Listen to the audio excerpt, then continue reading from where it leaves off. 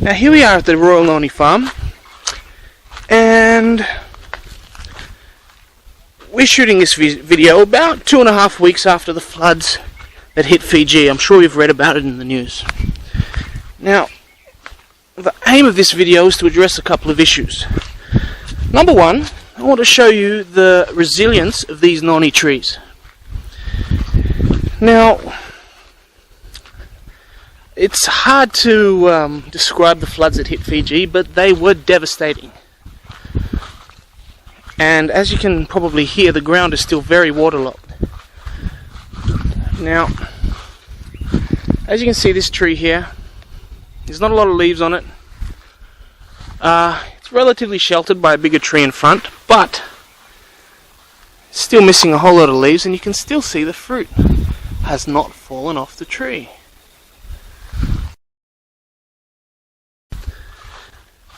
Let's go to a tree that was a little less sheltered and see how that stood up against the vicious wind and the vicious rain that we received about 2 weeks ago.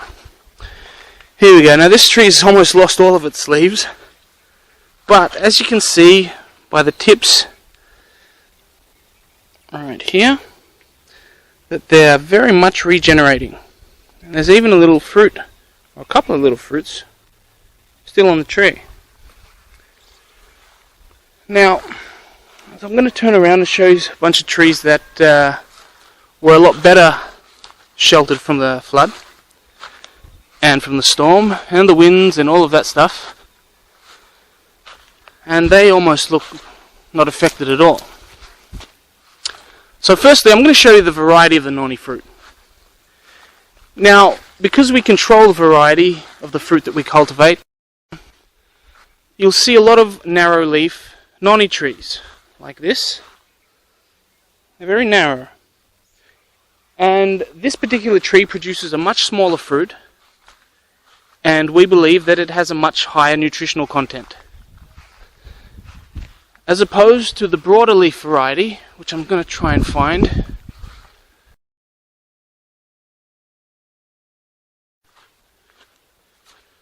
There's not many, there's probably one or two, but this is a broader leaf variety of noni. Now this produces a significantly bigger fruit, and we prefer the smaller or more narrow leaves. See, look at that, that's huge.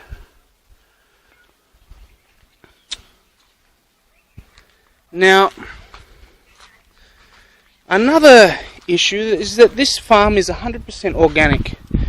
There are no chemical, there are no pesticide, basically no agricultural inputs, except of course for the seedlings, that go into this farm.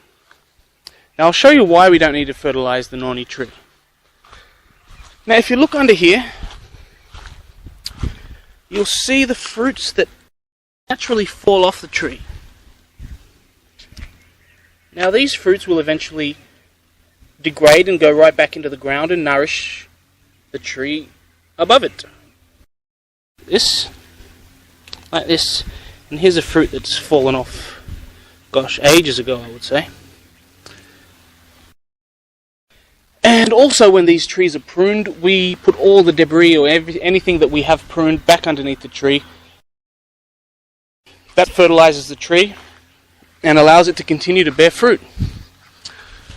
And that's why we do not need any fertilizer or any pesticide or anything else to maintain such a green and fruit-bearing orchid.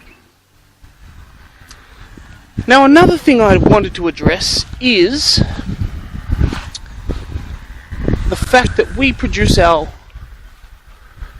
manufacture our noni juice, our 100% noni juice, that is sold on eBay directly from these fruits. And there is no middleman involved. It goes from the farm to the bottle to the eBay listing, and that's it. You know, so you're buying directly from the manufacturer. Now there's another issue I'd like to address, and this is a topic that comes up a lot.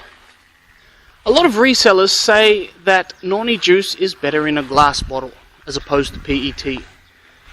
And their argument is that Noni juice reacts with PET plastic. Now this is completely false. There is no way in the world that we'd be allowed to sell a product that reacts with the packaging it's packed in. And if that were the case, I wouldn't drink it. And honestly speaking, I wouldn't try and sell it to you. Now, their argument is that Noni juice is better in glass because the product reacts with PET plastic. Now, even though the majority of fruit juice that's sold in the world is packed in PET plastic, Noni juice really is no different. The reason why we choose to package in PET plastic is, now with our HACCP plan, or food safety program, we are required to address specific risks involved with the manufacture of Noni juice. When it comes to the bottling stage, once the fruit juice is pasteurized and then put into the bottle and capped off, there are no risks involved at all, provided that the bottle is clean. On the other hand, when a manufacturer packs in glass bottles, there is a significant risk that a bottle may break, smash, chip, and as a result this may put glass shards in your Noni juice. Now I'm not saying that every bottle you buy has a piece of glass in it, but what I am saying is that there is a significant risk that a bottle may be chipped, may be banged against another bottle, may fall and break, causing a piece of glass to end up in your fruit juice. How the manufacturer chooses to address this risk, I'm not exactly sure. We've never packaged in glass, so we've never really needed to address the risk itself. But the reason we choose to package in PET plastic is that there's no risk involved in bottling the product. At the end of the day, you get 100% Noni juice without any foreign bodies or anything foreign in your juice. So that's why we package in PET plastic.